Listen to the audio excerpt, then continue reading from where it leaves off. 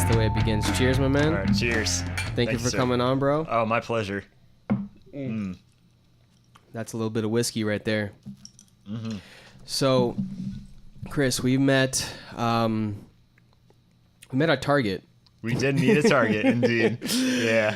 That was what was that, like 2-3 years ago? Sounds about right. Yeah, I think it was 2015, 2016 we met. Yeah. Maybe. And that was my first job out of college. Okay. That was also, well, I've only had 2 jobs really so far, but that job was the hardest one that I've done. It certainly came with its own challenges. Yeah, for sure. Yeah. And I mean, not that I didn't have appreciation for people in that line of work or whatever, but definitely after doing that, like, I feel now whenever I go to a Target or some, like, I'm just not an asshole to them, you know what I'm saying? Absolutely. Like, oh man, I tell myself now, like, I don't ever plan to have kids, but on the off chance I do, like, I tell myself, like, if I ever see them, like, pull stuff off the shelf, like, they're putting that exactly where they found it back. Like, oh my God, it drives me nuts now to see people pull this shit off the shelf and, like, toss it wherever. That's actually a really good example of something that, I mean, I did this before I started working there, but, like, I'll put the shopping cart back in, like, the shopping cart area. Yeah. Like, something like that, something so, like, minuscule like that. Like, it's come to the point where, like, I'll like watch someone, like, take something off the shelf and put it right back, and I'll be like, oh, thank God, bless your heart. Like, it drives me nuts to see people just not put it back. Like, it takes a second, just 2 seconds, like. And it's funny because another thing that I also, like, realized working there is that there's a lot of entitled people in this world. Absolutely. Absolutely. Which is weird because you would think, like older people, for example, I understand maybe having experience through life. Right. And maybe that experience gives you that sort of entitlement, but I would also think that it would make you more humble as a person. True. You know what I'm saying? Yeah. Yeah, I gotcha. And I didn't experience that at all. Yeah.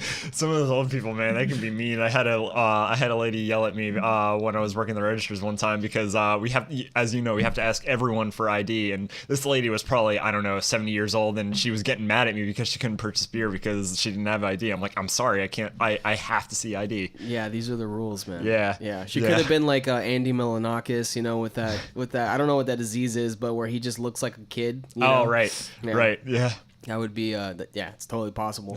But I get it. It's like you're just trying to do your fucking job. Exactly. Yeah, you're not trying to bust her balls or whatever, her boobs or whatever. You're just like, I need to do this. If not, I can get fucking fired for this. Mm-hmm. I can get a lot of trouble. But are you still working there right now? I am still working there. I am. I don't know if I should say this, but I'm pursuing other jobs right now. I am currently looking for other work.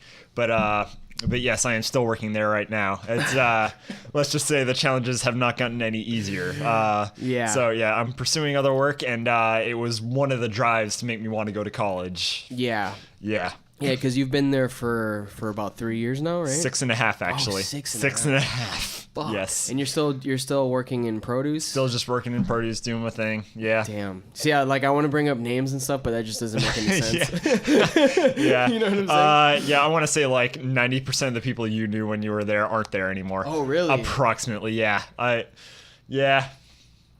are probably a couple here and there you'd recognize, but not many anymore. Yeah, Damn. They not a super high retention rate. Yeah, that makes sense. I mean, a job like that, unless you're planning on, I guess, like going into management or something like that, that's really the only time people tend to stay there. Yeah. You know? Yeah. again, that's kind of one of the reasons I had is like I'm looking to move on now. Is like I've with me being there 6.5 years, I've never heard so much as a whisper about wanting to like move me to upper management. So I just it's like I would want to move up or get out, and at this point, it's like I just want to get out. Yeah.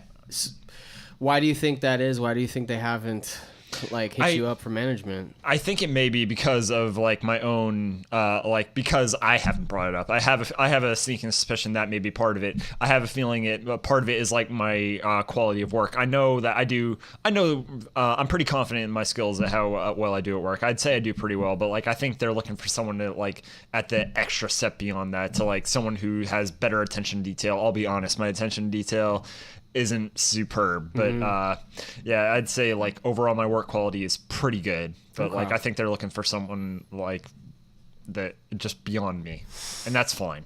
So for someone that might not know, what makes working at a place like that difficult besides dealing with customers? What would make something like a place like that difficult? Something that like one of our recent struggles has been that like we're essentially working off a skeleton crew, like almost less than that even. Like we are practically at the bare minimum there. It's every single day, every single shift, they're asking us to go up to help with like cashiering, and every single day they're asking us to go out there and help them get carts, when like it's like you guys should be putting in more cashiers here, like bringing in cart attendants, something like, and I even talked to one of the GSAs about that, and she kind of gave me some shit about that. What's GSA?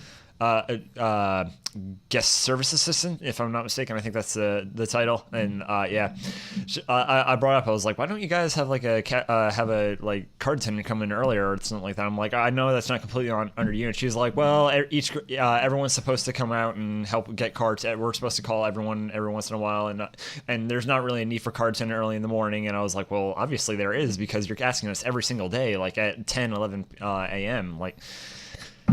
It's a loaded question, because I know what the answer is, but it's interesting. It's good to hear it from someone that's currently working there. Oh yeah. Yeah. So would it be then that, do you have the feeling that a huge corporation like that, I mean, they're obviously, they make good money, I would imagine, right? Yeah, I would think so. Yeah. Yeah, and for example, the Target that you work at, which we don't have to say which one that is, but the one that you work at, for example, that one is still there. It's not closed. It hasn't closed down. Right. And do they tell you like how well it's doing? I'm assuming they give you numbers. We're able to see the sales numbers, but like I personally don't look at them, because if I'm being completely honest, I don't care. Yeah, like as long as I'm still getting paid the same amount, I don't really care. But like yeah, we are able to. We have the My Devices, as you know. They're essentially like a modified like Android or iPhone or iPad, whatever, that you can look on, and it has all these apps, and they have certain apps locked out, of course, because like don't want people going on Facebook on these things or anything. But like it'll show like the sales numbers, like how we're doing this day, how we're doing even on each item, like in each department. And yeah, it'll say like the sales goal for the day, and we're that's completely open to us. We're able to look at that.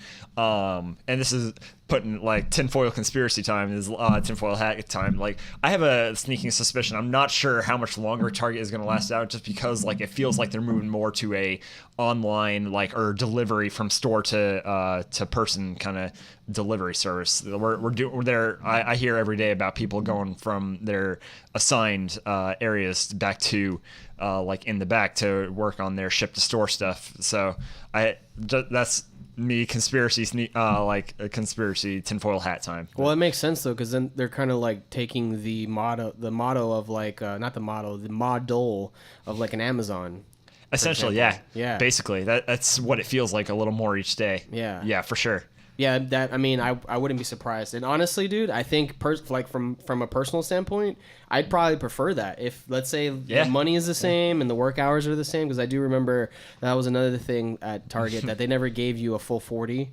Right. It was very rare that you got a full 40. Yeah. Yeah, that was mostly during like the holidays kind of times. Yeah. Unless they really needed you, basically. Absolutely. Yeah. So I guess my main question then would be, and you can answer this for me. So is it a big corporation like that? How is it that there aren't like how is it that they're not hiring enough people to fill out these positions? Like how is it that someone like myself or yourself will be left to run the whole department on your own rather than have a full team behind you? Like, why is that? I feel like because it feels like they feel like they can get away with that is like the minimum job is getting done at least, and that's what it feels like to me anyway, is just like that we have like this amount of people, like, okay, we're managing on that. We don't have to be like sparkling, like spot clean or anything, but like and some every once in a while to give them some credit, I actually did have an ETL, which is executive team lead and store team lead, even helped me out one day, like I was happy about that. And when you do need the help, every once in a while you get it. Like, the way I see it, like, as long as we're managing and we're not like literally up in flames, like they don't see a problem. Well, yeah, it's so it's like ultimately, and I understand from a business perspective that you want to make the most profit. Oh, for sure. Yeah, I understand where they're coming from with that. But in my opinion, if you want a good workforce, you give them good conditions. Yeah. Good working conditions. Yeah, and they don't see like how much we're struggling sometimes. They don't realize that we like, hey, we could use a few more people over here, like but of course then like they hire more people and then our hours suffer, so like it's almost like they might as well not have done anything. Yeah, I remember one thing that when I was working there that upset me is that we had like I worked in the deli, for anyone that doesn't know. Well, no one should know that because I don't think many people know that I worked there. I knew. I saw you. But I remember being told that we had done really well that month or something like that. Mm-hmm. Like we were like one of the best months that we had in years or some crazy shit like that. And that made me think, oh, that's great. So that means that we'll get more hours, for example. Right. Maybe we'll get another hire. And nope, it meant we had less hours somehow. Yeah. And no new hires. And I was just like, that makes no sense. So you're expecting us to continue, I guess, to continue progressing, making more money, making more sales, but not really rewarding us with it. Sounds about right. Right? Because it's like a reward to that would be, oh, here are more hours. Right. Like consistent more hours, you know? And it's like, it's weird because a lot of people there, you might assume that they wouldn't want that because they would be working, right? But it's like, no, a lot of the people that work there, they want the fucking hours. Absolutely. Yeah, you talk to anyone over there, it's like they'll tell you that we could use some more hours. Like we're all struggling right now to like get our hours, honestly. What's the average right now for you, for example? My average hours have been in between like 31 and 34. Oh, yeah. Fuck, dude. So I'm like I'm kind of struggling. I'm like barely making ends meet anymore these days, which helps a little bit with my with like my Navy pay, because like I do get some. For anyone that doesn't know me, I'm a Navy reservist. I do 1 weekend a month, 2 weeks a year, and the pay from 2 weeks a year is honestly approximately double what I make at Target. Honestly, it's at my pay grade E5, I make approximately like $1,600 plus per diem, which is another like $700. So like it's a good chunk of money for me. And for my drill weekends, like that's just 1 weekend a month, and I make like $350 off of that. Yeah, it's crazy. It's really good money, but like still, like with me working like a regular 31 to 34 hours a week, like I'm just kind of barely making it through anymore. Yeah. Like when I told you a couple like a month or two ago, and like past couple weeks I've been looking for. I was struggling to look for roommates, and like so as an alternative, I was looking for other places to live, and like I'm like why is it so expensive to live? Like I can't even, like I'm looking at these places, it's like $700-$600 dollars a month for one person. Yeah. And I'm like, why is it so expensive to live? Yeah, it also it depends on where you're choosing to live. For example, for sure. I think my rent in downtown Tampa was $500. Okay. It was like $575. You know what I'm saying? That's not terrible. That's manageable. Yeah. Yeah. Like, it was in downtown. Okay. You know what I'm saying? So that's pretty nice then. All right. Yeah. Downtown. Yeah. Sure. Now, mind you, the apartment itself was kind of shitty. Like it was an old ass apartment. Gotcha. But it's still, $575. It wasn't bad at all. That's not bad, man. Yeah. That's not bad. Where do you live right now? I currently live in the same old place I've been living. It's down in Timberlane, if anyone has any idea where that is. It's behind Alonzo High School, kind of. It's not the nicest of areas, but I feel like it's cleaned up the past couple of years, honestly. Cause like I don't know, like it was funny. I was telling some friends I live in Timberlane. I was like, you know where that is? And like, oh yeah, I know like 5 drug dealers in there. So it's like that's about right. It's only about like 2 hours. No, it's about 2 miles from work though. So it's a nice little like transit for me. It's like 10 minutes if that for me to get to work. So it's not bad. Easy drive. Wait, where is that? Where is that in reference? No, but yeah, where is I guess in. Yeah, reference to Target. Where is that? To Target, it's a 10-minute drive, like if that. Really? So you're at like town and country area? Is that what that is? Basically, yeah. Basically, the town and country area in between Waters and Hillsborough. Okay, I gotcha. Okay, so it's not that bad. We used to live on Armenia. That was kind of sketchy. Okay, yeah. I'm a little familiar. I drove past Armenia as I'm going past here. I'm like, yeah. It's a sketchy area. No disrespect to anyone that lives there. But. No, we used to. I mean, I lived there when I was going to college. We lived there, so I was there for a year in this apartment complex, and like almost every day there was some ambulance or a cop or some shit going on. I was just like, what's going on? Yeah, it's a sketchy looking area to say the least. To put it trying to put it politely. Like I don't want to disrespect anyone like that. I never felt though like I was in danger. Oh, that's in good. its defense. That's good. Yeah, like I never heard gunshots or anything like that. Okay, all right, nice. But I did know that there was some weird shit happening like around me because one time a cop came over, like he knocked on our front door and he said, "Have you guys seen anything weird going on?" And I was like, "No, why?" And he said, Someone somehow got the keys to an apartment and like robbed it or something, like a whole apartment. Yeah.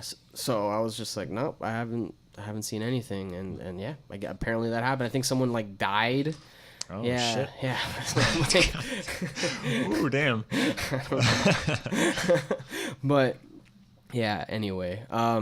So where are you from? Are you from here? I'm actually originally from upstate New York, Kingston. Kingston's about an hour away from Albany, the capital. Now that you say that, I remember that, yeah. Yeah. How long did you live there for? Well, actually, I lived originally in Woodstock. I lived there for about 10 years, and then I lived in Kingston, I want to say, for maybe 2 years. Okay. And yeah, that was, man, I miss New York. I love New York. Like, I went up there, I want to say about a year and a half ago, approximately, for my cousin's wedding, and like it made me realize like I want to go back here. Like New York is beautiful. Like a lot of people like you say New York to them, they automatically think the city. It's like no, there's a whole upstate, and like it's beautiful. You go to some areas, you would straight up think it's like the country. Like I don't know, Tennessee or something like that, like straight up country looking areas. Yeah, no, I've heard that from people that are from upstate. There's some people that live there that have never been to the city, for example. You know what I'm saying? That's true. Which is crazy to me. I hadn't been there until I was about 17, 18. Like I've been to the city. The first time I was there, I think I got yelled at by a hobo. That was an interesting experience. Not too different from Florida. Yeah, honestly. Yeah. That shit happens like if you just go to Ybor. Yeah. Oh yeah. Ybor is a sketchy place. You smile at the wrong person like I did, and the guy's like, "You laughing at me, young man?" and just like started going off on the rant. And I was waiting across the street and just sitting there like, man, this light's taking a long time. He's just like behind me yelling at me like I'm just completely ignoring him. I was a bit scared there for a minute, not gonna lie. Yeah, of course, dude. No one. Yeah, you don't know what the guy could have a fucking knife on him or some yeah, shit. Exactly. Yeah. Hell yeah. No, I get that, but it's funny because it's like I've totally been desensitized to all that stuff, like living in Miami and then even here in Tampa. I mean, there's some weird places, you know. Like I said, Ybor is especially sketchy as it gets later into the night. I've had multiple homeless people come up to me on a bike and ask me if I have change, and it's just like, no, man, I don't fucking have change, bro. Get the fuck out of here. Jesus Christ. So why did you come down to Florida then? We were having some financial issues in the family, and like I think my father had lost his job at that point, and we were just just a whole bunch of financial issues. So, and we wanted to get closer to my grandfather and other people who were living, other family members who were living in the South at the time, like my uncle. So, because my grandfather was fairly old at that point, so we decided to move down, and for a while it wasn't too bad, but me and my brother, I was in middle school. I think my brother was in elementary school at the time. Like, we noticed almost immediately there was a bit of a cultural difference there. Much more diverse group in school. Like, I went from almost completely the opposite of African American kids in New York was probably like maybe 10% of the population. Here it was like, man, like I said, complete opposite. Like about 80% like Hispanics and African American kids and like 20% white. It was a bit of a culture shock to me, honestly. I wasn't used to that. Yeah, you were the minority, basically. Basically. It is funny. So I had the opposite effect where... Oh, really? So in Miami, like the majority of people are Hispanic, Cuban, right. Puerto Rican, whatever, Sure, blah, blah, sure. blah. And there, that in the sense of being a Caucasian out there is kind of similar, where it's very, very rare to find one. But me coming here was the same experience, but on the different side. You know what I'm saying? So when I came here, I was again a minority, although there's still a decent amount. But there's a lot more Caucasians here than down there in Miami. Oh, definitely. So how was that experience for you? Like, was it good? Do you feel like that was good for you, or do you feel like it was a bit of a culture shock for me. I was still a young kid. I don't want to say bullying, but bullied. But the kids were much harsher than I had anticipated, and I had a bit of a trouble making friends. And I told my mom, I'm pretty sure I had told my parents a couple times, I want to move back up to New York, but it just wasn't. We weren't able to, not really financially able to. And so I just kind of waited out, and then I started to acclimate to it more as I got into high school. I'm like, okay, so this isn't so bad, and I met some of the best friends I've ever had in my life. So overall, I'm glad things worked out the way they did. Looking back. So in middle school and high school, were you like one of the quiet kids? Absolutely, I'm still kind of that quiet kid. I'm like the short, skinny white kid. I'm the short, skinny, nerdy white kid. I'm absolutely a quiet person. I don't really consider myself one of the goth kids, but I tended to gravitate towards that group of people. I always found they had a similar view on life and humor and just a kind of attitude in general. So pretty much. Yeah, I get that, because that was the same for me. In high school, I hung out with a lot of the kids that were doing drugs, the kids that, just not, I guess, the non-popular group. Right. Yeah. Okay. Which is weird though, because I played sports, so I played basketball and baseball, and so I knew those guys as well, but I definitely didn't sit with them at lunch.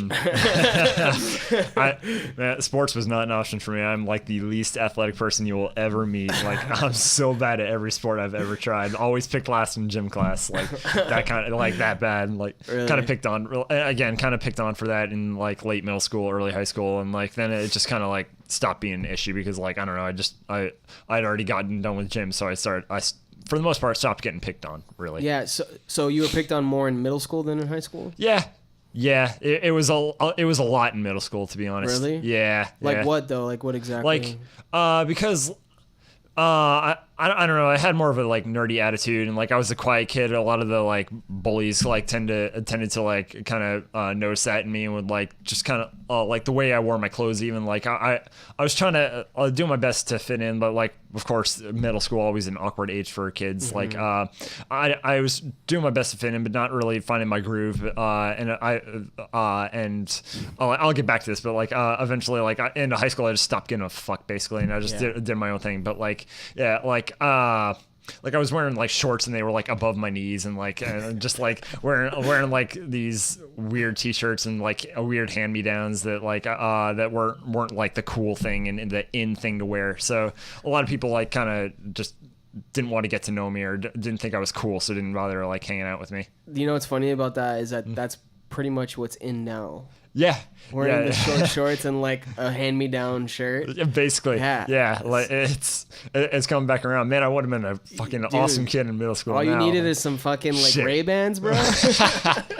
You would have been the fucking coolest kid there. And like, I love my parents. I want to preface this with that, but like we were never like, we were always like kind of on the lower end of like of the economic class. Like we always had what we needed, but we never always got what we wanted. So like that was just an issue, like an issue for in the sense that like that I kind of had to suffer that because of like because I got bullied. Your clothing. Like bullied because of my clothing and because I couldn't wear what was cool and all that. And but I mean I don't like. I'm not mad at my parents for that. It's like, like I said, I always had what I needed. So like looking back, it's like, hey, what happened. It's in the past. So when it was going on at the time, well, like, how would you respond back to them, or you just kind of like just kind of let it happen? There was only I think one instance where I ever actually tried to stand up to the guy, and I don't even know if like looking I have a terrible memory. Looking back, I can't even remember if this guy was actually trying to bully me or not. I just but for the most part I let it happen. But there was one case specifically back in middle school, like the guy kind of like he made fun of me for something. I don't remember what it is. And immediately, like, I went into like this rage. I grabbed him by the shirt and I held him up against the wall and I like said something to him. And one of the, and of course, right at that moment, one of the like staff came over and like got me in trouble. I was like, oh shit. Like without any, like, it's one of the issues with our school, man. It's like anytime you try to stand up to your bullies, it's like you're the one getting in trouble because you started the fight. You were the issue. Like it's like you actually like physically harmed them or something. Yeah. They only saw that part of it. They didn't see the other part where like I was getting like verbally abused like all the other times. Yeah, because the funny thing is like I don't see you as someone like I can understand maybe you maybe considering yourself a nerd or something like that, but I don't see you being someone that would be actively bullied and then not do anything about it. Like I feel like you'll like now maybe because I know you now. Yeah. Like you defend yourself. I've seen it happen. You know what I'm saying? Yeah. Now I would absolutely defend myself. Yeah. But like back then, no, I was too quiet and too shy. Like. Mm-hmm. And I'm finally kind of coming around on that. Is like I'm still a shy person. I don't really go out of my way to like talk to people, but like it's weird. I feel myself coming slow, little by little, coming out of my shell. Like I've even gotten to the point where like at college, I'm in college now. Woohoo! Like I try to make it a point like to what do you call it? Compliment someone on like if I think they look good. Like there was a girl who came into class one day and like half her hair was blonde, half her hair was black, and like normally I wouldn't have said anything about it, but like I told her after class, I was like, hey, that looks really rad on you, and she was like, oh, thank you. Like, and I try to make a point now to actually like point out when someone looks good, like even if I'm not like trying to flirt or anything, just trying to pay people compliments. Well, it's just make the world a better place. It's being well, I think a lot of that has to do with just being more confident in yourself. Yeah, like kind of realizing like I'm a fucking nice guy. I'm a nice person. Like I have for sure. Like there's no reason why I should feel. I mean, I'll be honest. I'm exactly like you in that sense. That's been a more recent thing for me. I honestly think as we've gotten like I'm sure for you as well. Like as you just get older and you start experiencing things more, you just kind of realize like, oh, everyone's kind of in the same shit, you know? For sure. Yeah. We're all kind of fucking dummies, you know? But that helps though. It really does. I mean, I also was very shy in high school. I didn't get picked on in high school, but in middle school, I wouldn't necessarily say bullied. It was kind of different. It was more of like, I got jumped once. Oh. Yeah. Someone tried to steal my PSP from me, and I chased after them, and I thought it was a friend of mine at first, so like I didn't realize it was someone literally trying to steal from me. Oh, okay. And I caught up with the person. Like we ran for a while too. I caught up with him, and I got it back, but then his buddies like jumped me. Oh shit. Yeah, and he got arrested. Because he went to the school I went to. I knew who he was. Like I was like, oh, that's that kid. Like I recognized him. Okay. And police came in. They arrested him the next day. And the weird thing was that he came back to school, and I saw him still after that. You know what I'm saying? Yeah. And he would try to intimidate me and shit like that. It was fucking. It was. I wish that I had the confidence I have now then. because I totally would have just fucking like been like, do something, bitch. Oh, you know what I'm saying? Yeah, every once in a while I have that like dream scenario where I'll think of like one of the times I got bullied, and like my response would be now I'm like, fuck yeah, like I would have been such a badass now, you know? Yeah, but, like it's so weird how that it's weird how you like. I mean, it makes sense, right? Because you're growing as a person and all that, but it's just weird how that happens. You know what I'm saying? Yeah. Where it's like you didn't have that before, and all you really needed to do was just kind of go through life some more. You know what I'm saying? Right. Yeah. It's Yeah, fucking for strange. Sure. Yeah. But so in high school. So how was high school for you then? High school. Honestly, I loved high school, at least starting out. Like, I went to high school in Bradenton, and that school, I absolutely loved it. I had like the super close knit group of friends. And like there was still like a little bit of bullying here and there, but that was all in gym class because I was a skinny white nerdy kid. But like that eventually like just stopped happening. But I met some really close friends. Like they helped me through like a lot of shit, and like then eventually, again, finances with the family went to shit. My father lost his job; he was our main source of income, so we had to move to Tampa to get because hadn't passed away at that point, but. I don't remember exactly why we moved to Tampa. We went to Tampa because a good friend of my dad's was living here, so and we essentially were living with them for a little while. And after that, high school honestly kind of went downhill for me. Like I'll be honest, it started out bad, but then it got much, much better later on. Like I went in sophomore year, and I don't know, I didn't know like anybody, so like it was hard. Again, I had to like start over, meet new people, make new friends, and like it was a bit rough for a while. And like the hours weren't what I was used to, which is like it's like whatever now. But like like we were going in like an hour earlier and getting out an hour later, which kind of sucked. But looking back, it's like whatever. But well, don't. I mean, you don't have to dismiss it. I mean, it's something like you can. It was unfortunate. Yeah, you can. Yeah. I mean, it's funny because I think I'm like that too, right? Because you don't want to sound like you're complaining or like you're a victim or whatever. But right. you can definitely be like, that shit sucked. Like it did, right? Yeah. And sophomore year wasn't too bad. It's like I mean my bullies were all gone. I didn't have to take two anymore, so like there wasn't really anyone like bullying me. I had those friends that like I learned to avoid, like those friends I should say that I learned to avoid, where like they'd pretend to be friends with you and be like laughing with their buddies behind your back, and like I eventually learned to identify those people and like avoid them. And then like junior year I met my best friend Kenny. I don't know if he's listening to this. Hi Kenny. Like I fucking love that dude. He's like a brother to me. Like we helped each other through some real fucking shit. Like we were like really down on ourselves. We were going through some shit with like girlfriends and all this different kind of crap and just schoolwork in general, family life, just all this shit. But like and like I really started to get a tight knit group of friends, and like the rest of it wasn't so bad. Like I was happy to be out of high school, I'll be honest. But like I finally, once I got into like my junior year, met Kenny. Like things got a hell of a lot better. Isn't it funny how like going through, because I have a similar story to that where in high school I'd gone through a lot of like difficult times, and it's weird to think that like friends are so important for that, for like kind of like keeping out of that shit, you know? Yeah. Like I would have to say that my two best friends, they were there for me, and like they consoled me whenever something crazy happened, and it did often or whatever. Yeah. It's you know, it's like I never like you said, I would say the same thing. I see them as brothers. Like, you know, sure. like they know pretty much everything about me, and like it's nice to know that they exist and that I have someone I can go and talk to afterwards. Absolutely. You know? I kind of feel like everyone needs like at least one friend like that, because like it makes dealing with shit just a whole lot easier to have someone just to vent to, that like that knows exactly where you're coming from. You have similar life experiences. It really, really helps. Yeah, and even like in my case, at least. Yeah, I would say in my case that they weren't necessarily going through that stuff. Okay. You know, but they were still able to what's the word?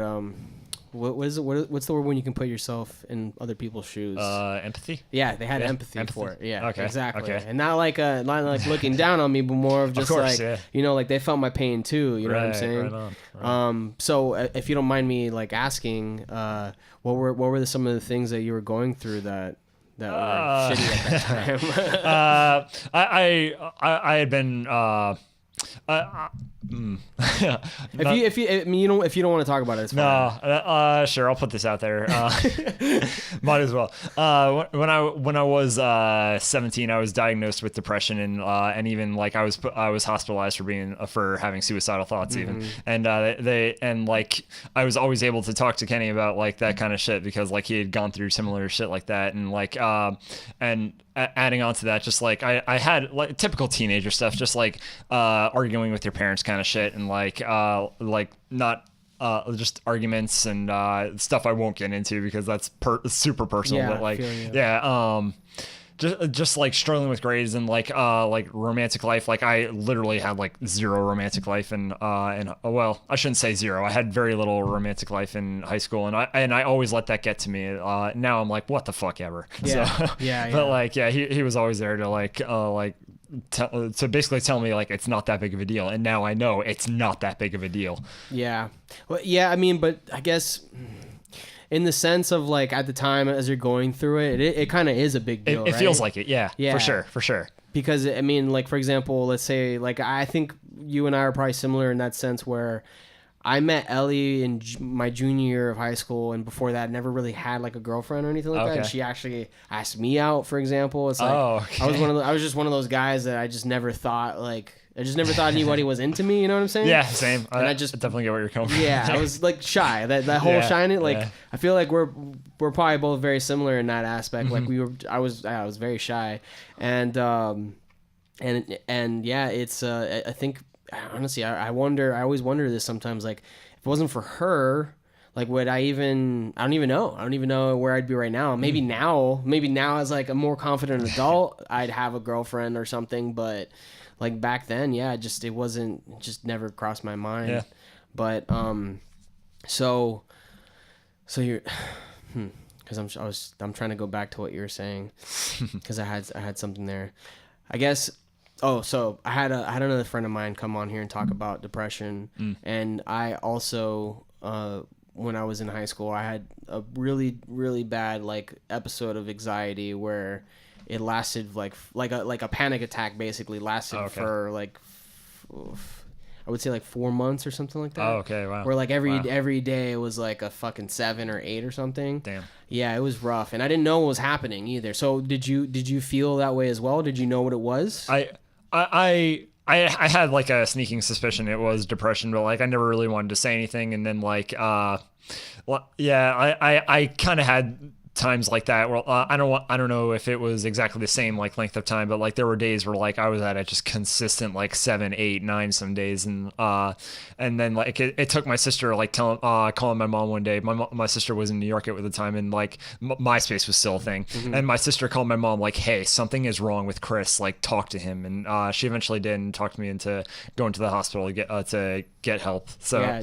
So what did you do, like therapy? Is that a little bit of like therapy? Yeah, I went in the hospital like I don't remember if they put me on meds at that point or anything. I think they just kind of had like group sessions where like it was a bunch of kids because I was still 17 at the time, so like it was kind of a group thing. They had us all kind of talk about like our feelings and all that lovey-dovey shit. Like for lack of a better term, I'm blunt sometimes when I don't exactly put my words together. So sorry if anyone's offended, but no, I doubt it. Yeah. I would be offended by that.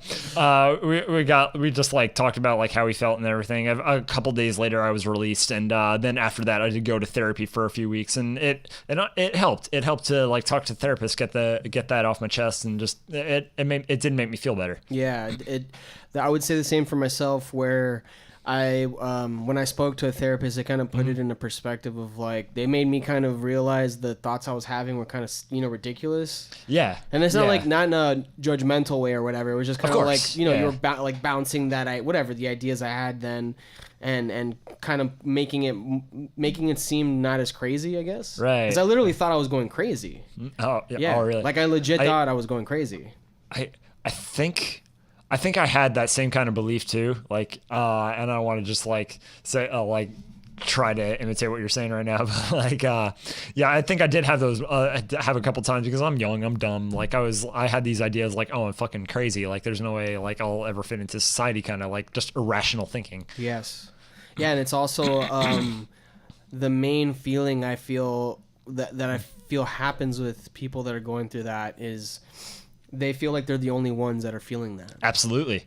You know? Absolutely. You feel completely secluded. It's like you feel like you're a crazy person. You feel like you're alone, and like it's like that, not even close to true. It's a weird it's a weird place to be in, because like I could kind of like try and think about that right now, like that feeling of just like literally you're it's like it's a hard way, like for anyone that's never been through it, because most people have some sort of depression or some sort of anxiety, like they kind of understand it, but there's a lot of people that out there that also never deal with that type of shit, and for them like they just don't get like that feeling. It's like almost honestly it's like being trapped. It is for sure know? Yeah. Like I remember specifically having this weird sensation that I couldn't see past, like I couldn't like think outside of where I was visually.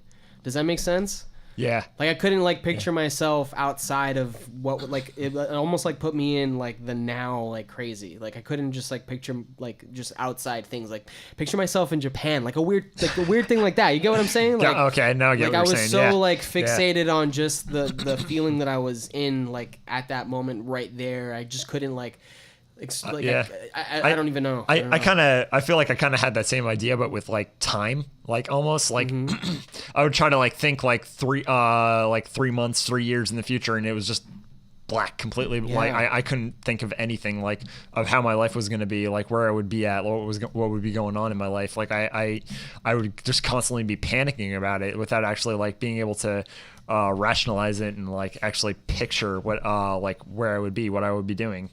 Yeah, so it's kind of scary. How like now, do you still have any of that right now? A little bit, to be honest. Yeah. I'll still like every once in a while I'll be sitting in my room. It's like, where am I going to be in 5 years? And then it's just like I still see like nothing, and I can't even picture anything. But like everyone, like then I'll kind of dim it down. I'll be like, where am I going to be in like 2-3 months? It's like, all right, I'll be in my second semester of college now. Woohoo! So yeah, it's that second time I said woohoo. Yeah, but yeah, like I'm able to do on a like better, smaller scale now. But like when I talk to you about like struggling to find roommates or like even a place to live, I was I was going into like full panic mode. Like it's like even a week into the future of when I was coming closer and closer to the deadline where I need to renew my lease. It's like, where am I going to be in a week? And just I had no idea. I wasn't able to picture anything. Like I look back now and like I'm super thankful to all my friends that like reached out. Like I had one guy who's married, and like he mentioned that he had talked to his SO about possibly being able to have me move in. Like so I like it was stuff like that brought me back down to earth and made me realize I'm not gonna be homeless if worse comes to worse. Yeah. So that was nice. That is good. I guess it's like there's definitely you have every right to panic in a situation like that where you don't know what the fuck is gonna happen. Yeah. I hate uncertainty. Because that's the thing. Like you for all intents and purposes, you could have easily like found nothing. Exactly. Yeah, and that's possible. Yeah. But this is the way I try to bring myself back to reality. It's like, what is the benefit of freaking out? It's a good point.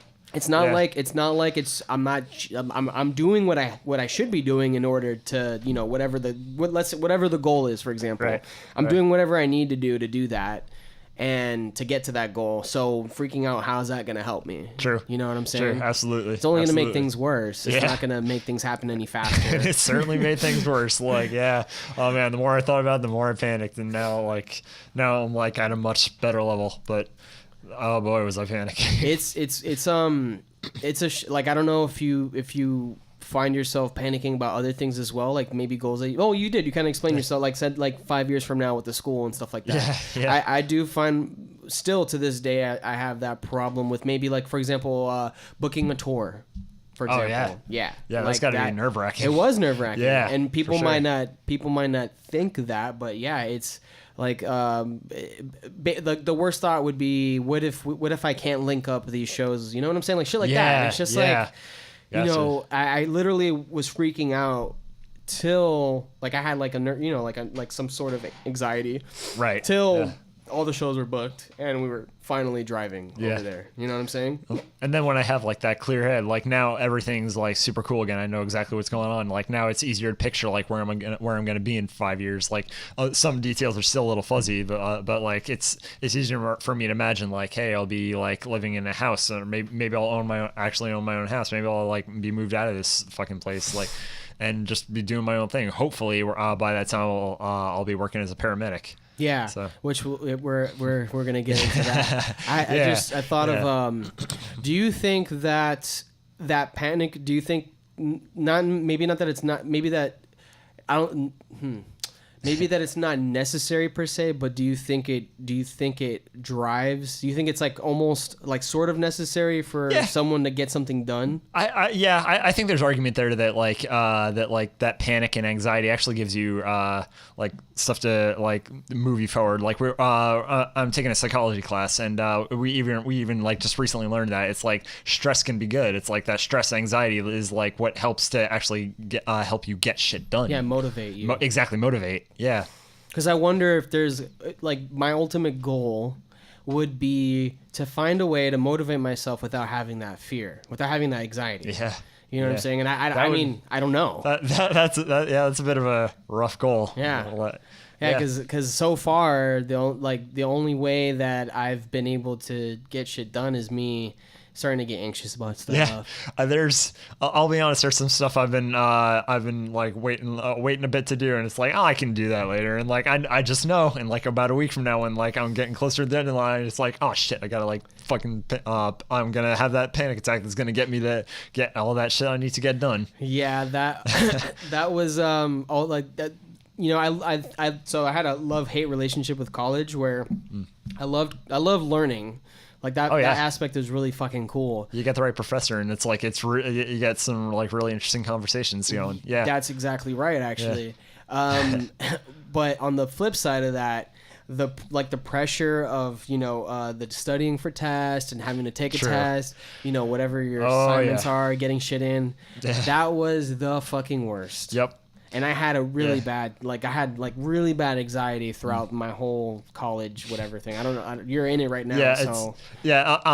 I'll just say I'm very thankful that the workload in my other classes is not as big as the one in my composition class right now, because it's like almost every single day we're getting like an assignment, and I mean like 2-3 assignments, and like and it's like.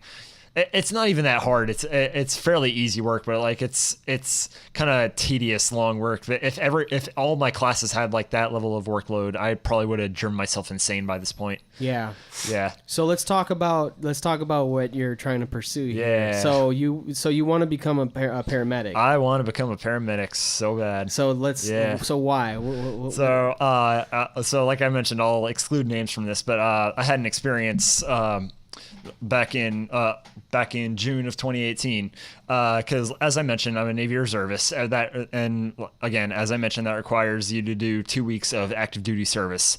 This past active duty service, 2 weeks, I had my first medical emergency, and my job in the Navy is medical, and I was the first one to respond to that. So it was an interesting experience. So we're all just kind of like doing our thing. I'm in a cargo unit. We move stuff from like the ship to the pier to the ship, like these big Connex boxes. If you have any idea what I'm talking about. I do not. No. But good though. Keep be detailed. Giant ass, like almost like storage unit level like boxes, like just big metal Connex boxes that like it requires a crane to move from the ship to the pier to the ship, and like you got your ley line. What are they called? Ley lines? I don't know what the hell they're called. I'm probably they're like little like rope that like you attach to the box so you can maneuver it like left and right, like as you need to fit shit where it needs to go. But anyway, we're out there on the pier of the ship, and one day, and like I'm just kind of doing my thing. I'm like walking back and forth, making sure everyone's staying hydrated and good to go. And our CO had stepped aboard, and like he noticed something was like off, and I think like someone who was using the I don't know, the other things you used to lift the damn Conex box. I can't remember the name of it right now. The thing with the forks, like, I don't know. Oh, can't remember the forklift, no? Forklift. Yeah, basically a forklift. Basically a big-ass forklift. Yeah, sure. Let's go. But yeah, like someone was like kind of backing up on the pier, and they were kind of close to the water, and like they were lifting up the Conex boxes, and he was like, if we got a high enough wind, that shit's gonna blow it right off the pier. So he called an all stop, and so what happens then is we all like we muster up, which is like we make sure everyone's like present and accounted for. We all meet up on the pier, and wait, so what was it called? The what? Muster? An all stop? All stop. Okay. Oh, yeah, so he called an all stop, so we all stop what we're doing. We go down onto the pier, we muster, we make sure everyone's present and accounted for. All of a sudden, I get down on the pier. All of a sudden, I hear from on top of the ship, Doc, which is the name for Corpsman. He's like, and they're calling me, and I think it's a drill but like I still like run up there. My happy ass just runs up there, and like we see the guys evaluating us, and like they're just all standing around, and like I thought it was one of them drilling me, so I just kind of like casually walk over there. Guy pops his head out again. He's like, Doc, it's real, and he's like calling me over. I go in there, and one of our sailors was unfortunately like on the ground, like kind of moaning in pain, and I was the first one to respond to that. Well, what happened to him? She had fallen approximately 10 to 15 feet down a ladder, and she got banged up a bit badly. No broken bones. She was awake and conscious, so I was thanking God for that. But yeah, I checked her, and like we got her all wrapped up in the onto the board, and got her from the ship to the pier and out into the ambulance and drove off. But like it was almost like looking back on it now is a little funny for me, because like the other corpsmen, because they were at different stations around the base, they all came to that and were responding to it too. They're firefighters, paramedics, so like they have more experience than I do. But like we're getting her out of there, and like they're pulling me to the side. Each of them were like pulling me to the side at the time, and like, hey, are you okay? And I'm like, yeah, I'm fine, I'm good, I'm great. And like I didn't realize that was the adrenaline going on at the time. But like we get her. By the time she was off in the ambulance and driving away, like I had this moment of like, oh, I'm not okay. Like, so I had myself a little cry that day. Like I was a bit rough that day, but like, really, yeah. Why? Because you felt like you weren't prepared for it? Is that why? No, I actually felt like I felt like I was prepared for it, but like I kept going through it in my head, and like each of the corpsman guys were telling me like, hey, we've all been through what you're going through right now. Like we know that like you're probably going through it 100 times in your head, and like you're like you did what you need to do. You did great. Like and like and this was like kind of a proud moment for me. Even the chief, which is E7, which is 2 ranks higher than me, like the chief corpsman who was evaluating us, even like he had apparently said at one point like referring to me like that corpsman knows what the fuck he's doing, like we're not going to drill you guys anymore. So super proud moment for me. But like yeah, great, yeah, but like even like later that day, like the CO called us all onto one spot in the base, and we all kind of had to talk about it, and like I was just like messed up that whole day. I wasn't saying like shit to anybody, like just. So what exactly were you thinking though? I was going through it like probably literally 100 times. Like, but going through it like in what sense? Like just like replaying it, or trying to think of a better way to approach it. Replaying it in my head, thinking of stuff I could have done better. Like, and it's to the point where like one point my LPO, which is basically my direct boss, like pulled me to the side. He's like, I know you're going through this 100 times in your head, so go through it with me. And I went through it with him in my head, with exactly what I did. And he was like, you know what? I wouldn't have done a damn thing different. So like that really helped. And like it was really just a matter of time to like kind of heal from that. Like the next day, like my LPO asked me, is like, you still want to go out there on the pier? And like I was kind of like, yeah, I feel like they need me out there. And like then we ended up like we had an early day that day, because like I don't remember exactly what it was, but we all kind of knew like nobody was really having it that day because of what had happened. Yeah. So is it because it's a scary moment because something really serious could have happened? Yeah, absolutely. Yeah, so like it kind of puts things into perspective, like, oh, like someone could like possibly die. Exactly. Yeah, that was exactly it. Like I was really thankful that my friends like in my unit, like I even got a little choked up at one point, because after we had gotten her out to the ambulance at one point, and like they had driven off, I had people in my unit coming up to me and saying thank you and shaking my hand. Like I literally got choked up. I had to hold back tears at that moment, because like that was like a proud moment for me. But like that's fucking awesome. Yeah, I'm holding back tears right now. I'm joking. Man. No, that's intense, dude. Yeah, that's fucking intense. And like even the fall, like I finally got over it 2 days later when like I had the opportunity, because like our CO was like, you know what, we know you guys are having a rough time right now, so we're just like we were going through our evaluation thing, whatever, so to make sure we were good to go if we needed to get deployed.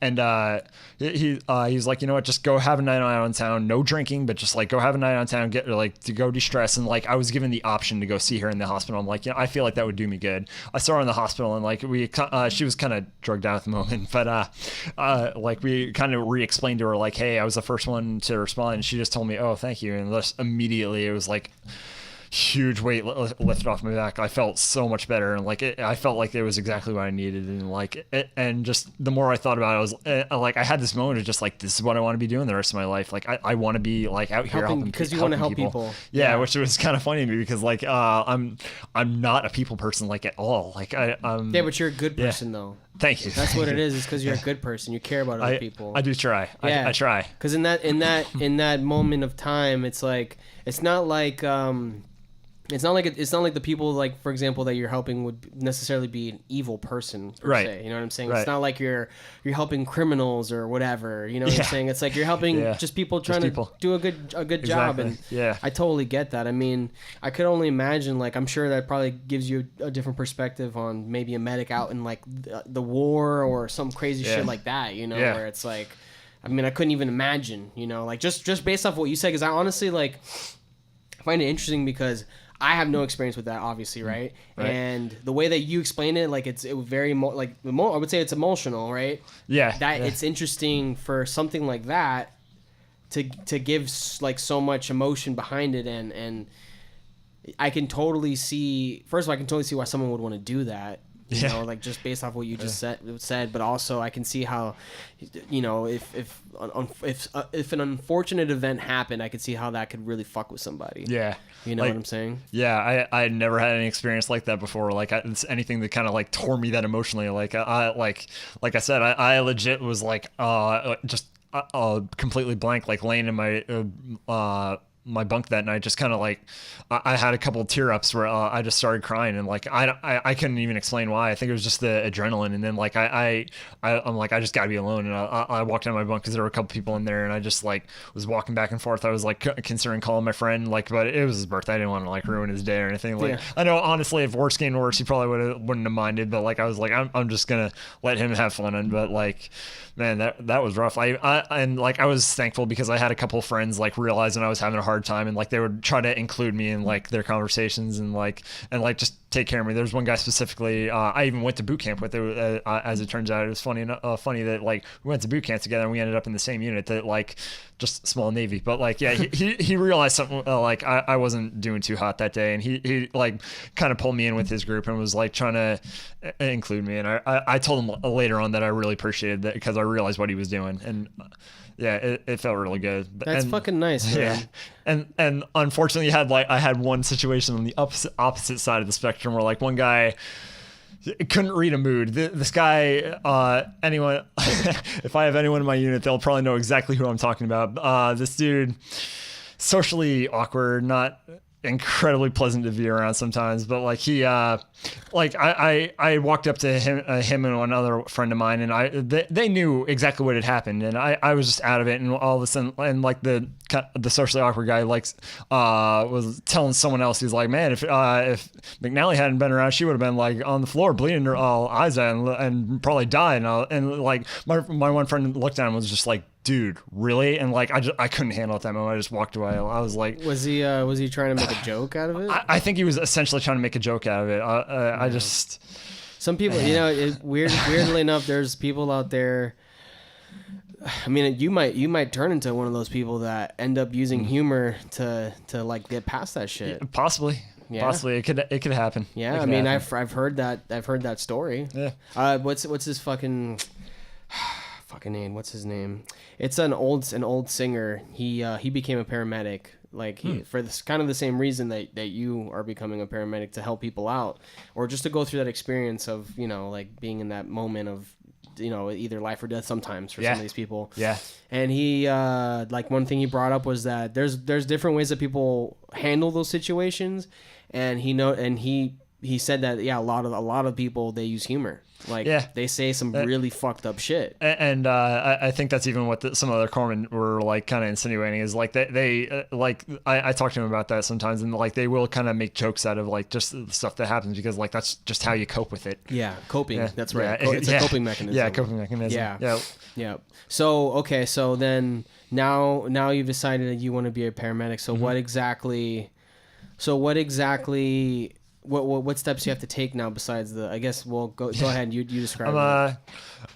I'll be completely honest. I don't know the exact process. I'm just kind of like, I went to my school, and I basically just kind of went to the school one day and was like, hey, I want to be a paramedic. And then they're like, all right, we'll sign you up for this class, this class, this class. And like, here's all the classes you got to take. And like, and essentially, just do a whole bunch of classes. And like, on the more like technical side, I got to like give them my shot records and like this and that. I got to get, there's a test. I got to get EMT certified first. I need to pass that certification, and then move on to paramedic, and go through that whole certification. They're like whole class on that. I believe I need to do like a 6-month internship as an EMT before I can even start the paramedic stuff. So that'll be a good experience though. Yeah. How long is it just the 4 years of college? I don't even think it's 4 years. I don't know exactly how long, but hell, I'm taking the semester I'm in right now is taken until May. Then summer classes are from May to June. Then fall classes are from like September to December, and that's when I believe my advisor set me up to take my EMT shit then. So that should be then. Then spring, May. I don't know. I honestly don't know from there. I'll be honest. Like just kind of go from there. I don't think it's 4 years though. It may be like 2 years, 2.5, something like that. That's not bad. Yeah, not bad at all. Yeah. So this is something that I find that a lot of people don't really like. A lot of people don't have early on is they don't know what they want to do with their lives, and now that you've kind of like figured that out, do you like, does that make you feel better? Absolutely. Like because from like 16 on, I had on through my life, like probably even younger than that, if I'm being completely honest, like I had absolutely no idea what I wanted to do with my life. The whole like Navy thing was kind of just a fill in. Like, it's like, I just want to be doing something. And then like one of my main problems is that I have problems making decisions. Like I'm very indecisive, and like I had considered at one point going to school to become like a video game programmer or something like that, and like because I like video games, and I'm like, no, I don't want to do that. Then I had to consider doing like one thing and another, and each time it was just no, I don't want to do that, and then eventually this thing happened, and I was like, okay, this is what I want to be doing the rest of my life. And it was a huge weight off my shoulder. Just like, I'm so glad I finally found something that I actually want to be doing. Yeah. So to someone that might be in that same kind of spot where they don't know, like, what would you suggest they do? Do something. Just do something, whether that's going to college to get your AA, whether it's try new things, just don't for the love of God just stay at the same job just because it's convenient. Just actually go out there, try different jobs, talk to different people, find out go out there and find out what you want to be doing the rest of your life. Don't be staying what's the word? Don't be comfortable. Don't get comfortable. But that's another thing too. Is just it. Is that a lot of people, you know, they fall into something and they make, you know, let's say they make okay money and like enough to like live and be kind of sustainable, and it's I think it's difficult for people to, I mean, and I didn't understand this until recently, that whole like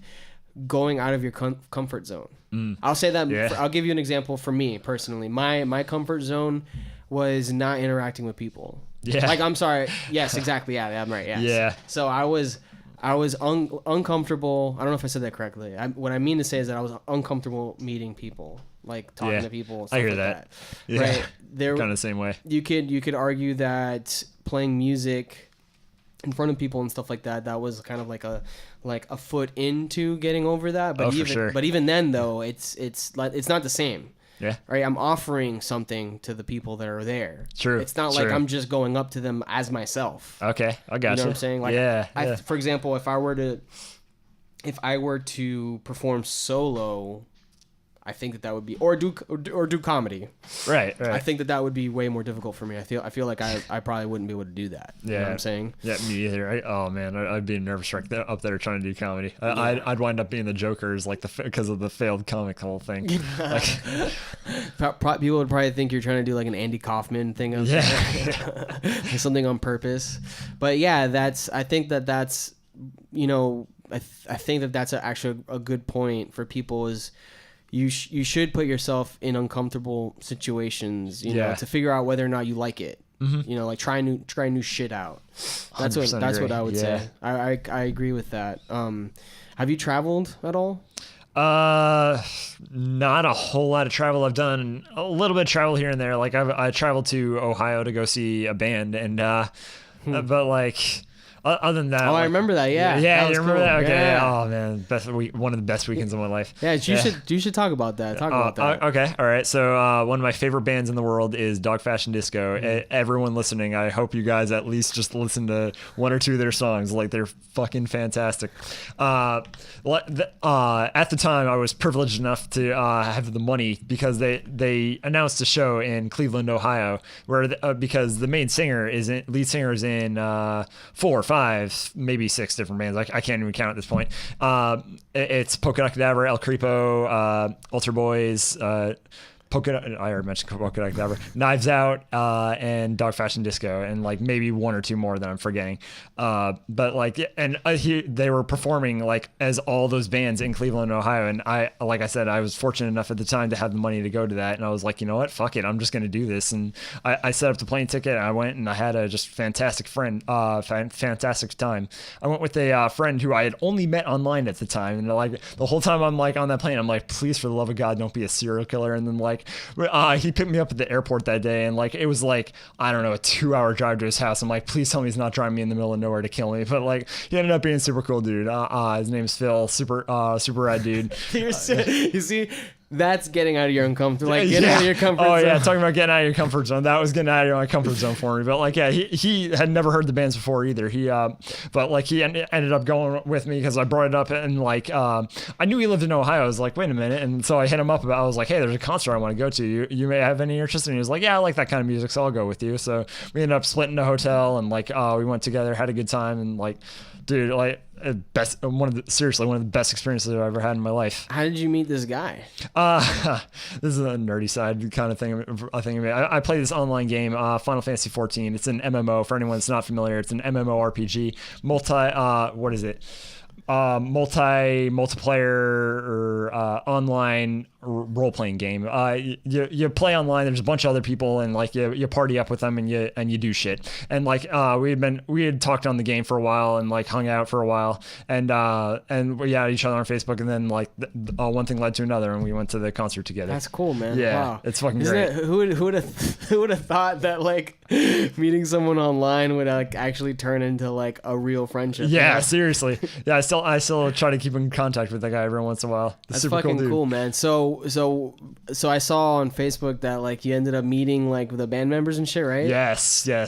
How was that? Oh man, they're such cool guys, man. They're like you asking for a picture. Like I got the lead singer to sign the what is it, the little cover pamphlet for like my favorite album from them, and like just they're super cool, super down to earth. Like hell, I think the lead singer actually, he lives not far from here, to be honest. He lives like 2 hours in like Naples, Florida. And maybe Naples is the place in Florida, right? Yeah. Okay. Yeah. My geography is shit, man. Well, like he lives. I think he like works at the airport, like or something like that, like Tampa International. Yeah. So he has a full-time job. Yeah. Shit, they have a very dedicated fan base, but unfortunately not a very big fan base. They have like maybe 150K fans, something around that neighborhood. That's not enough? It's not enough, apparently. Yeah. I thought you only needed 10,000. Maybe they need 10. Like maybe they don't have 10,000 fans that purchase their shit. True. Right? Yeah, and that's crazy. And also, like, I don't know. I don't want to like pry into their personal lives a whole lot. So maybe it is enough, and they're just using that as like to kind of cover the rest as like a little bit of extra money, like something like that. And like, but yeah, I had a real happy moment because I talked with the guy who was filling in.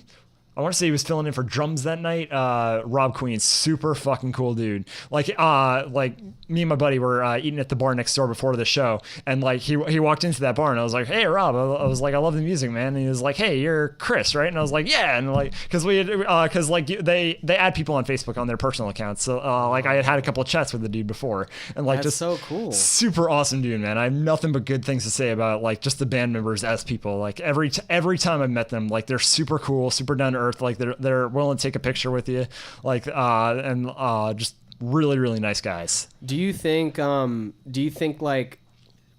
should be okay? I think that because I guess what I'm thinking is like, do you find that if a band is like that, do you think they can gain more fans like nowadays? Do you think being like, I guess, more personal with people? Yeah, I certainly don't see where that would hurt. Like hell, maybe they'll have like one or two people who never heard their music before come in because like a friend dragged them along or something like that, and then like their friend will be talking to them, and they'll talk with their friend, and then they just gain a new friend and fan because like they like the music and like them as people. Yeah, certainly can't see where that would hurt. Yeah, that's actually like going back. That's like another reason why I decided to do this podcast is because it's allowing like potential fans to get to know us. For example. I mentioned that I was going to be doing this to a couple friends in my unit, and they were like, "Oh, send us a link," and I was like, "Hell yeah!" Like because if I can get like a couple more people into House of Vibe, and I have told a couple of people about it, like that would be fucking awesome for you guys. I'd love to help out my friends. That would be great, man. That would be awesome. I mean that's I've learned that to become successful in this career, you have to first of all you have to be friendly. So that's but I'm already friendly, so that's instinctual in me. But you also have to I feel like probably back in the day there was probably more competition among other like bands and stuff like that, or artists in general. And I think honestly, after listening to podcasts and hearing them talk about how they kind of prop each other up and stuff like that, like I think that's correct. Like especially nowadays with the internet and all that stuff, it's like the best thing to do for yourself and for other people is just share other people's shit along with your stuff too. Oh yeah. Try and help out as many people as you can, and don't expect anything, but just fucking. I think that's the thing is like also don't expect anything, but still do it just because it would be something that I do naturally anyway. Hope for the best, prepare for the worst kind of situation. Yeah, exactly. Yeah. But I did also wanna ask you kind of like those kind of questions about music and how because you don't really play an instrument or anything like that. I used to play violin back in middle school and high school, and I fucking loved it, but I've just fallen off of it. Yeah. I don't think I could ever do like the band thing because and maybe I'm putting myself down a little too much here, but like I don't think I'm a super creative person. Like I couldn't like the way you guys create music. Like I can play music, I can't really create music on my own. Like I don't think I have that kind of creativity. Have you tried though? I haven't tried. That's the thing. Yeah. You can't really say much about trying. Fair. Yeah.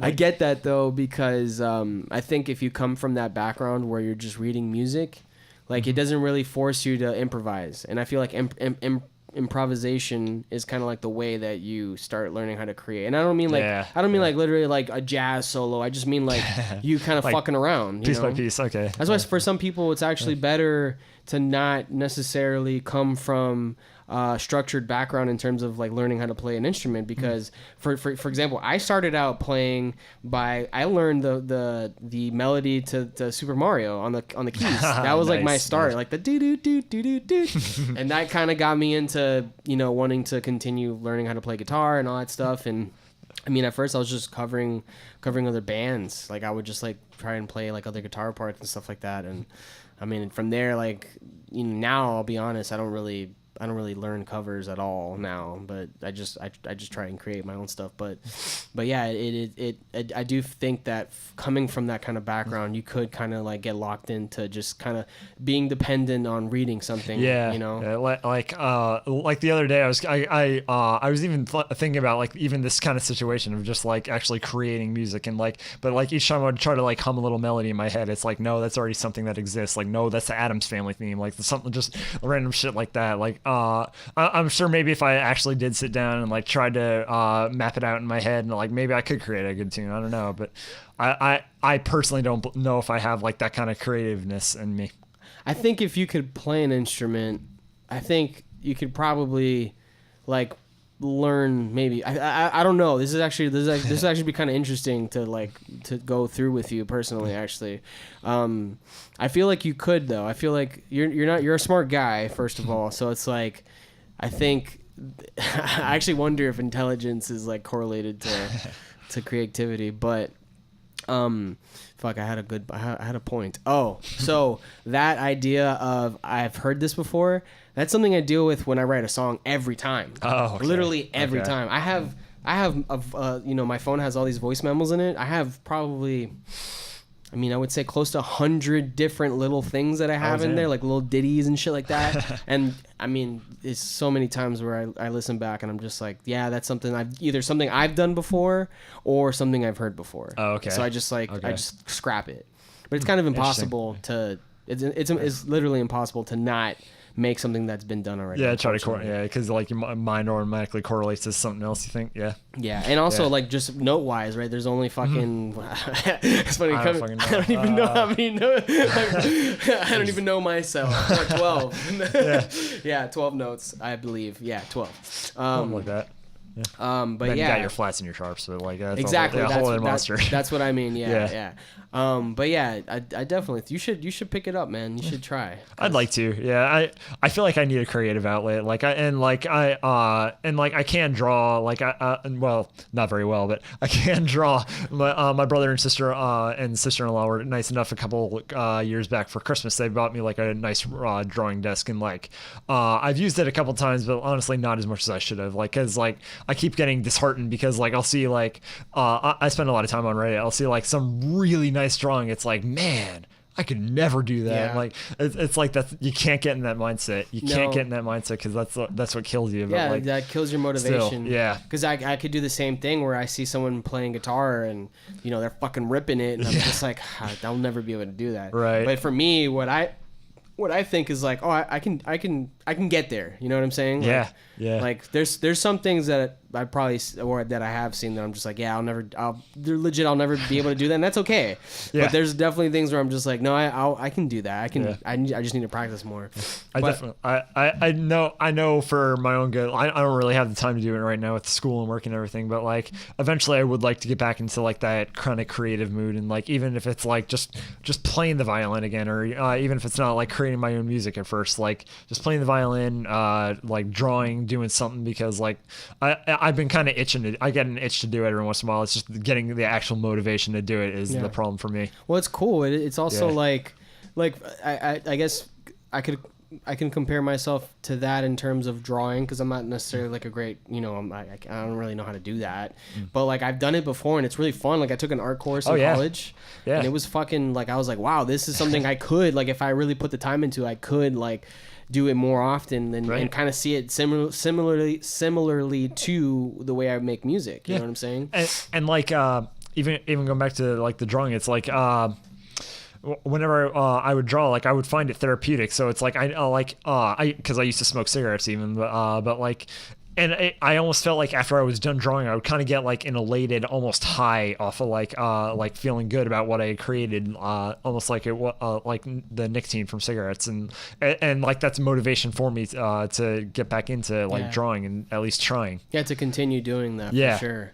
So as a I would say that you're a fan of music and that you keep up with it. How do you consume music?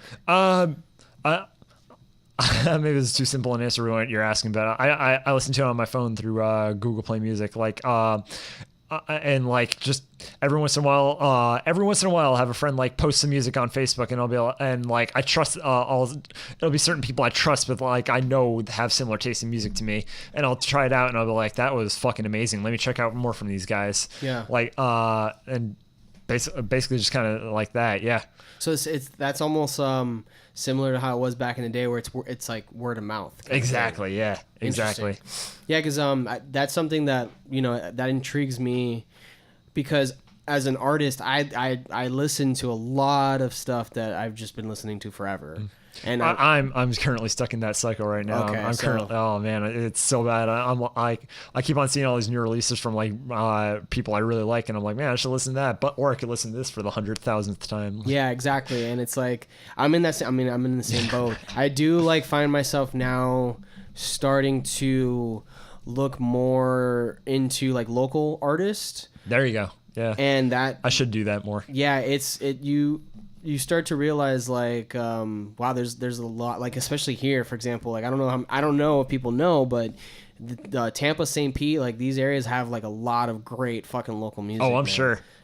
Like I mentioned to you before, like I have a friend that's a stagehand, and that's another way I find music is like everyone she tours like kind of all around Florida, and like every once in a while if she's in town, I'll do my best to go see her, and like it's mostly to see her, but like I'll also like stay to listen to the music she's like helping out, and I'm like, damn, these guys are pretty good. Let me check them out, and just one thing leads to another, and like I'll listen to them on the regular, and like another way I just remembered is if a band I already like is like touring with another band, it's like, who the hell is that? And like I'll look them up and I'll be like, oh, this is fucking awesome. So, and that is it's awesome. That's a good. And I didn't think of it that way, but now that you say that's something that I've been wanting to do.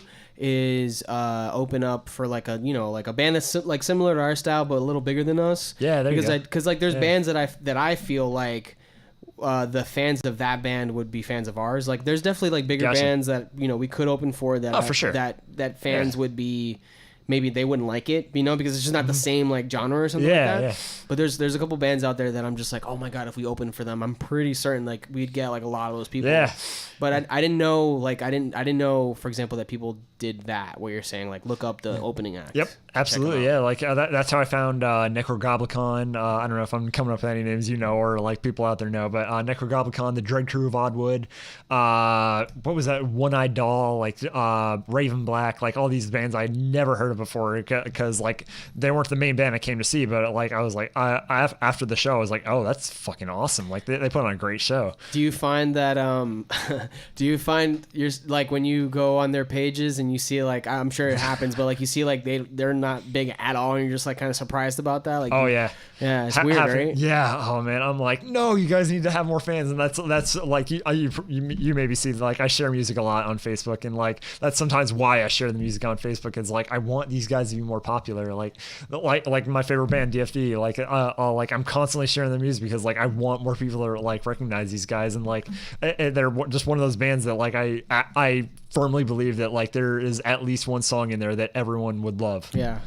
That's actually I wish there were more people like you that would do that, because I feel like I feel like that would help a lot. Yeah. Because people tend not to they just tend not to share stuff a lot. You know what I'm saying? Yeah. Like I mean, I guess I'm also beholden to that, because I find myself not sharing music, but I'm also or like real quick, sorry to interrupt, but like they'll share music that's like already huge, like Ariana Grande, Lady Gaga, like all that kind of huge shit. It's like, no, support like the smaller bands. Like I don't like to toot my own horn, but like I do wish there were more people like me that were sharing like the little bands and like and trying to get their name out there. Like I think I've shared you guys once or twice, but I haven't found a whole lot of shit on like YouTube or anything, so it's kind of hard. Yeah. So I think you're like the quintessential fan. How like how would you what ideas could you give us or myself to maybe find more people like you? Like what would you say? I know it's difficult because I met you through work, but yeah. Besides what we've mentioned about like opening for bigger acts and stuff like that, like what do you think? Maybe just like networking. I don't know how much like you talk to your coworkers about your band, but like talk to your coworkers about your band, like and don't be like forceful about it, of course, or anything, but like have like your other bandmates be like just talk to your coworkers about it, and like without being forceful, like, hey, if you ever get the chance, I'm in a band, like if you want to listen to our music, like explain like what kind of music you guys do. Like, man, I don't know, it's kind of a hard question. And so the reason why I say that is because the one thing that the main thing is that we need to find a way to reach out to people, because I do weirdly feel like, I mean, I might be wrong, but I do weirdly feel like our fan base are people that probably don't like, they're similar to me, where I don't like going out a lot, for example, and they're like homebodies and they're shy. So it's like, how do you, like, what idea would you have to like reach out to those people? Oh man, see, like that's a hard question, right? Yeah, that's a rough one.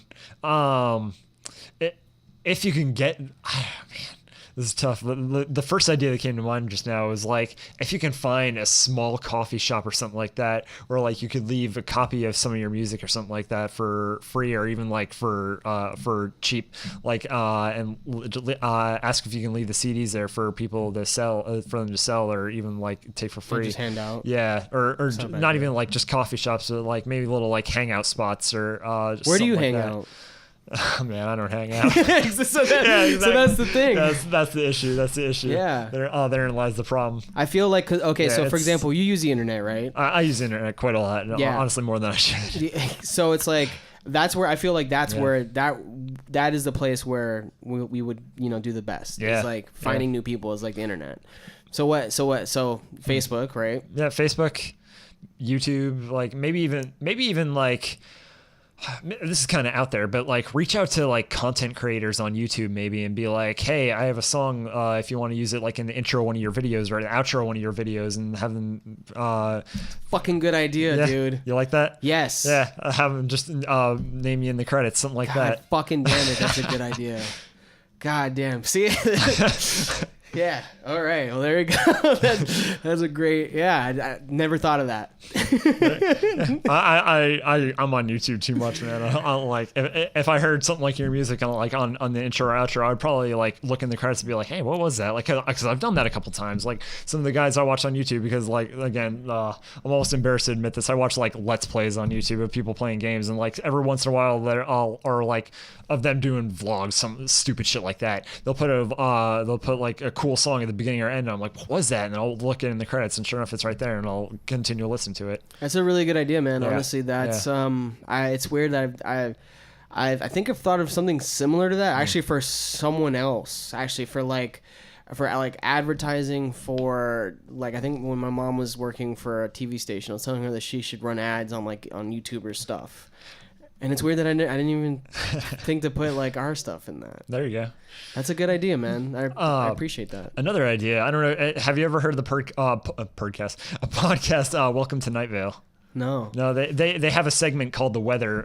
It's for anyone who doesn't know, real quick. Welcome to Night Vale is about a quiet desert town in like the non-specific, like southwest part of the U.S. that is almost like detached from reality, and where like every conspiracy theory is real. It's super hilarious, super awesome. I highly recommend anyone listen to it. But they have a segment called The Weather, where instead of like actual weather, they play a song. And I don't know if they still take submissions, but like I had once or twice thought about like submitting music for you guys, but I didn't want to do that without like you guys' permission. You are welcome to do that anytime, bro. Seriously. I don't, like I said, I don't know if they still take submissions for it, but like I think they actually have people send in music to play for The Weather. So like if you want to look that up, I would recommend it. Cause that's a great idea. Cause there's like a lot of things. I think there's like traditional ways of doing things, right? So like, for example, get yourself on a playlist or something like that, which I'm sure that probably works, but it's like, probably. I feel like nowadays I keep saying nowadays, but yeah, I feel like in today's market, you have to find out of the box ways to promote yourself. Yeah, it's getting tougher and tougher, because like back in like probably like 70s, 80s, probably even before then, like everyone was in a band as their like get rich quick kind of idea, and now like the market is so oversaturated, it's so hard to get your name out there. Yeah, unless you're like an instant hit. Yeah, unless you have like really you know, I mean, like, really like fucking Ariana Grande, Lady Gaga, the ones I mentioned before. Yeah, poppy, really like poppy that. music. Exactly, Yeah. popular music. Yeah, that's a really interesting concept there. And I fucking forgot the next question I was gonna ask you. God damn it. This usually doesn't. Well, no, it's not true. That happens. It happens to me often. But I guess so. So how long have you been? So how long have you been in school for now? I've been in school since January. Since January. Okay, so it's gonna be a year. This is my first semester. Yeah. Yeah, and how's it been for you? Not as hard as I thought it would be, honestly. Like I've had my challenges, but it's not really that hard. Like I'm making almost all straight A's. Like yeah. I really like all my professors. Like they're super easy to talk to. They're super cool. Like and like I don't know, there's more of like I like it a lot more than like say middle school, high school, but because like you don't gotta have like the damn like staff walking around constantly telling you don't do this, don't do that, like being like assholes in general. You're just kind of free to do at your go about your business as long as you're not fucking with anything else. Right. It's honestly been a enjoyable experience for me so far. I like college. I didn't think I would be saying that, but I really like college right now. That's awesome because yeah, like I was mentioning earlier, like I liked aspects of it, but like in its totality, I was just like, oh, this is so stressful. That's really cool. I totally understand that. Yeah, because you said you weren't necessarily doing that great in high school, like grade wise and shit like that. I was doing okay. Like I had a couple honors classes, but like honestly, I didn't give a whole lot of a fuck. So I ended up with like mostly B's and C's, that kind of thing. I maybe had like 1 or 2 A's. Nice. Yeah. So we are at an hour and 30 minutes. Ooh. Yeah. This is one of the long ones. Yeah, I'm gonna wrap it up. I mean, is there anything else that you may have thought of before we close? Nothing that immediately comes to mind. No. Do you have anything to promote? Oh man, like I will promote Dark Fashion Disco all day. Like I fucking love their music. I'm wearing an Idea Men shirt right now. Idea Men is the band for the keyboardist for DFD, Tim Swanson, his band. They're also fantastic. Highly recommend them. Highly recommend Dark Fashion Disco, all the bands I mentioned earlier. Idea Men. Rob Queen has his own band. His son plays drums in there, and they're fucking amazing.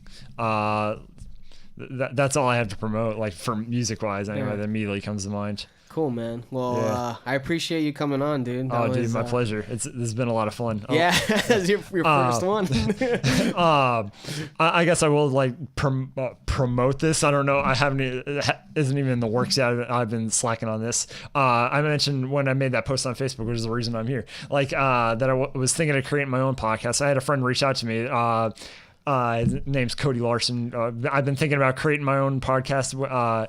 It's kind of just in the thinking process right now. I've had the name like Rant and Rave going through my head of like because he brought up like ranting about a bunch of like different kind of shit. Yeah. His wife might join us, Tabitha, because apparently they both like to rant about different shit. So I want to reach out to him soon and like talk about getting that in the works because it sounds like it could be a lot of fun. Yeah, it does sound like fun. And if you do, you better have us on, bro. Dude, absolutely. Yeah, I'd be happy to have you. Yeah, man. I mean, in terms of that, like, I'm definitely willing to help you if you need any like advice on, I don't know, the equipment, blah, Appreciate blah, blah, whatever that is. It's really not that hard. Yeah. But yeah, man, I'm looking forward to that. That'd be fucking dope. Yeah, just let me know. Absolutely. All right, man. Dude. Well, take it easy, sir. Thank you. Hey, everybody. Daniel here. Just wanted to I wanted to say thank you. This is the first time I'm doing this. I wanted to say thank you to the current subscribers and the new ones that we've just gotten recently. We really appreciate it. We hope that you enjoy this podcast. We hope that you share it. Please comment. Please let us know if you want to come on the podcast. If you have anything, any requests, let us know. We would love that. I want to thank Chris for coming on. Had a wonderful conversation with him. That was very interesting. It's very cool to get different perspectives from people that might not be artists or whatever. You know, like I find people interesting, and everyone has a different experience through life. So it's always cool to hear that. But The other thing I wanted to do is promote the band.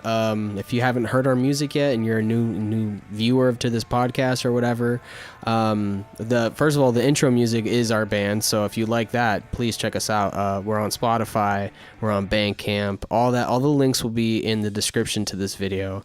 Please follow us on Facebook. Follow us. Please subscribe to our channel, for example.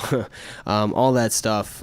We would really appreciate it. And mainly the sharing, obviously. Share with your friends if you think that they might like this. But yeah, just really wanted to say thank you and that we appreciate that you guys are listening. And onward to the next one. We have a couple more lined up, ready to go. So thank you again, and later. Bye.